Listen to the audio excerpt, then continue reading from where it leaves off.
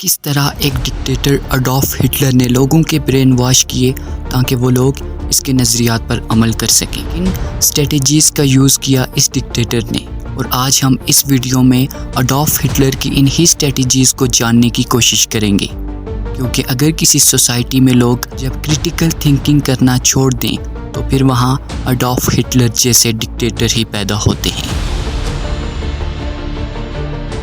ہم ہٹلر کی نازیز پارٹی کی بات کریں تو 10 مئی 1933 کو 25,000 کتابیں جلائی گئی نازیز پارٹی آفیشیلز کی طرف سے۔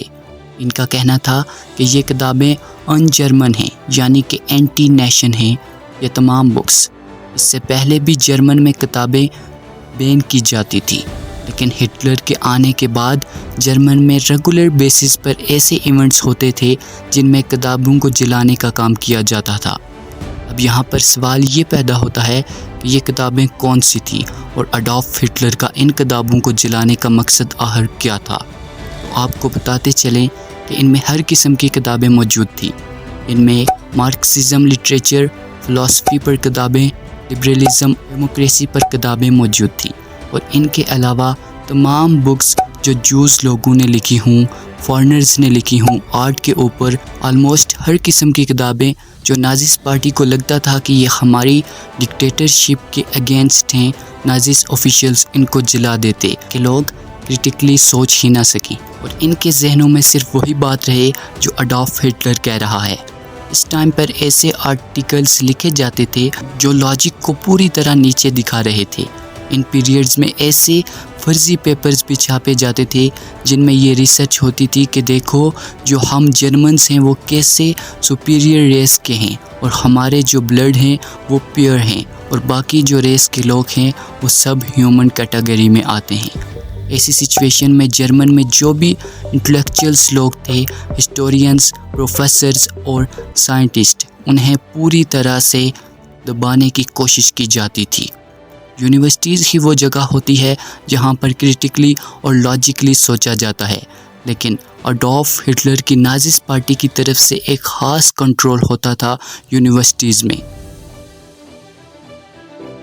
اس لیے جو بھی سپیریئر یونیورسٹی جرمنی میں ان کے پروفیسرز کو نازیز پارٹی کی طرف سے ہی الیکٹ کیا جاتا تھا، اور یونیورسٹیز میں جو بھی سبجیکٹ پڑھائے جاتے ان میں نازیز پارٹی کی آئیڈیالوجی ضرور شامل ہو جاتی۔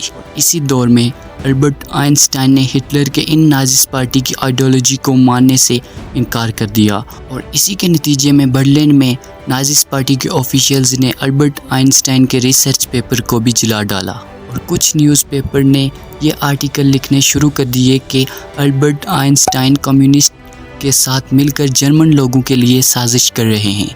البرٹ آئنسٹائن کو جرمن کا نمبر 1 اینیمی ڈکلیئر کر دیا گیا نازیز پارٹی کے آفیشیلز کی طرف سے۔ ان سب کا ریزن یہی تھا کہ لوگ اس لیے یقین کر لیتے تھے کہ پاورٹی بہت زیادہ تھی، لوگ لاجیکلی سوچ ہی نہیں رہے تھے، اور سب سے بڑی بات لوگوں کے پاس کوئی سورس ہی نہیں تھا جہاں سے وہ خود ریسرچ کر سکیں، اس لیے صرف وہ انہی باتوں پر یقین کرتے جو ہٹلر اپنی سپیچ میں کہتا تھا۔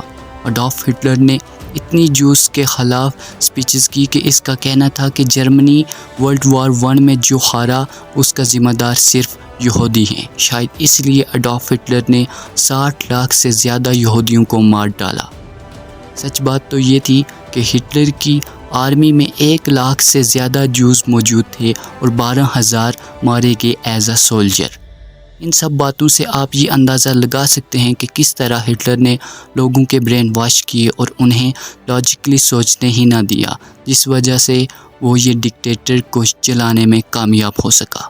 ملیں گے ایک ایسی ہی انفارمیٹیو ویڈیو کے ساتھ، تب تک کے لیے دیجیے اجازت۔ اللہ نگہبان۔